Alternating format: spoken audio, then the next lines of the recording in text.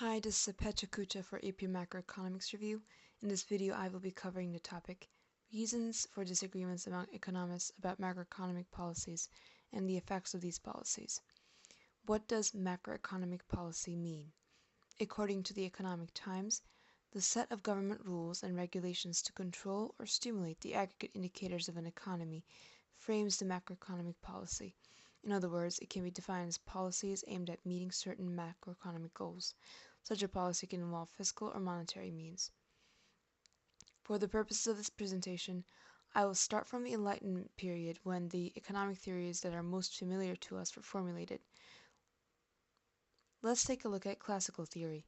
Classical theory was the predominant school of thought from Enlightenment to the Great Depression.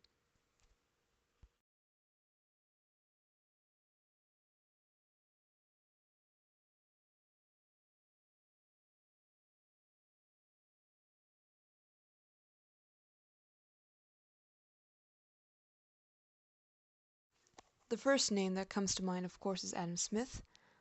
Scottish political thinker, is recognized as the father of economics. The two questions Smith focused on in his works are, why are some countries richer and some poorer, and what are the basic economic factors that can increase the wealth of an economy?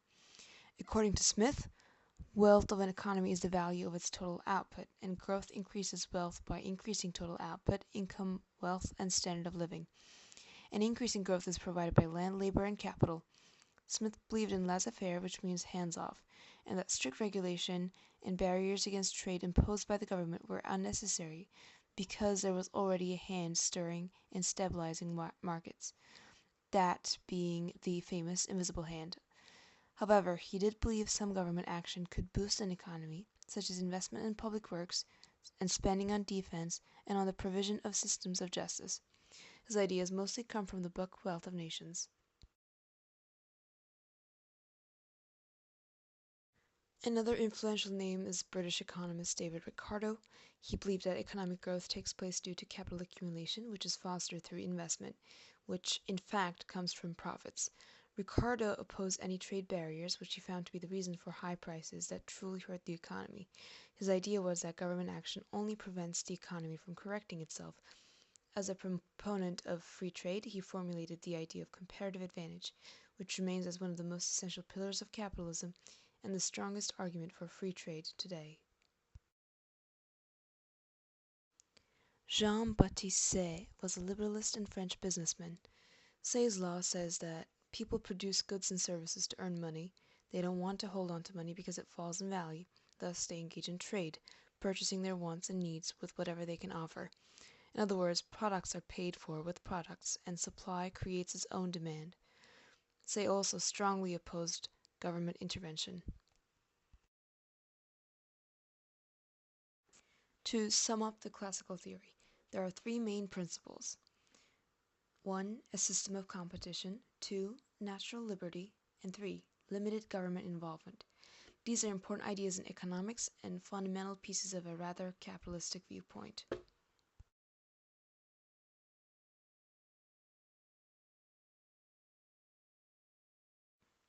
Karl Marx is another influential economist. He opposed capitalism and claimed that the history is full of class struggles between capitalists and workers, and that the ideal society would be stateless and classless. He believed in communism, which pushed for a central banking system and a government controlling education and labor. In such a system, the government would own all transportation and communication vehicles, agricultural means, and factories. This would imply the elimination of rights of inheritance, total abolition of private property, and regional planning. The other policy implication would be heavy taxes on everyone so that the government could distribute wealth equally among all. This is something that the classical economists would strongly disagree with because they would argue that heavy taxes would pose a threat on the accumulation of wealth and that too much government control limits competition and violates natural liberty. In the classical view, when there's no trade, there's no wealth, and some wealth disparity is inevitable and also beneficial as it motivates people to achieve a greater amount of wealth.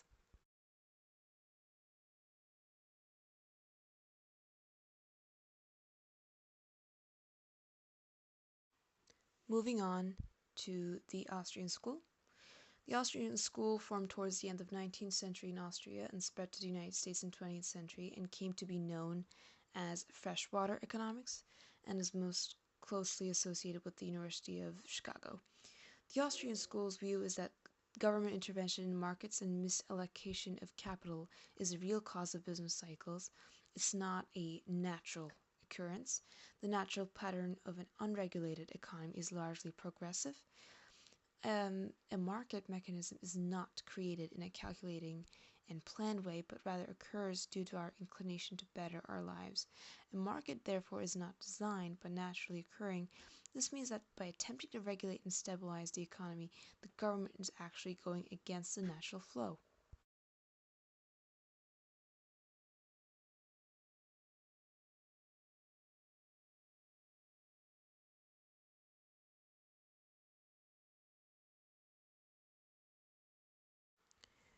Friedrich Hayek was a member of the Austrian school and is famous for his defense of free market capitalism and criticism of socialism. Private ownership is the element of an economy that allows people to bid for resources, he claimed, generating market prices for these resources. People can then use these prices to decide what goods to buy or sell and how to utilize them.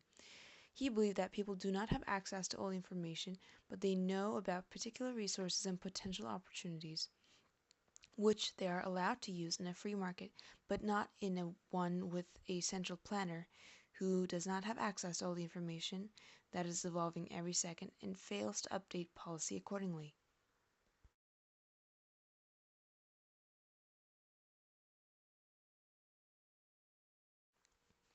An even more popular school of thought was developed by the British economist John Maynard Keynes. He is the father of the popular Keynesian economics theories and is most known for the way he explained the cause of the Great Depression. He believed that there was a circular flow of money within an economy that is governed by spending and earnings.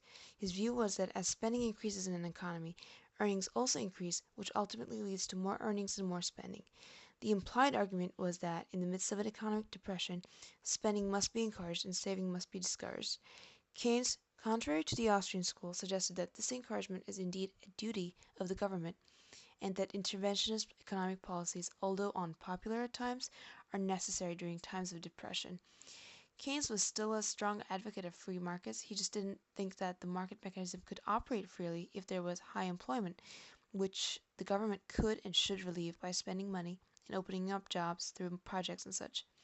Keynesian economics is associated with the American universities on the coast, hence the term saltwater economics.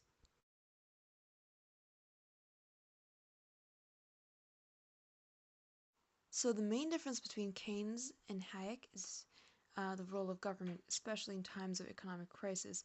Hayek would argue that the market could recover by itself, while Keynes would see it necessary for the government to make things right again, particularly by increasing demand and decreasing unemployment.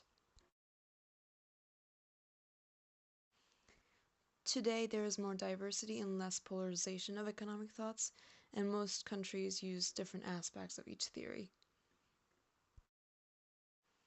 This is the end of this video about different viewpoints. I hope it was helpful in reviewing for the exam, and good luck.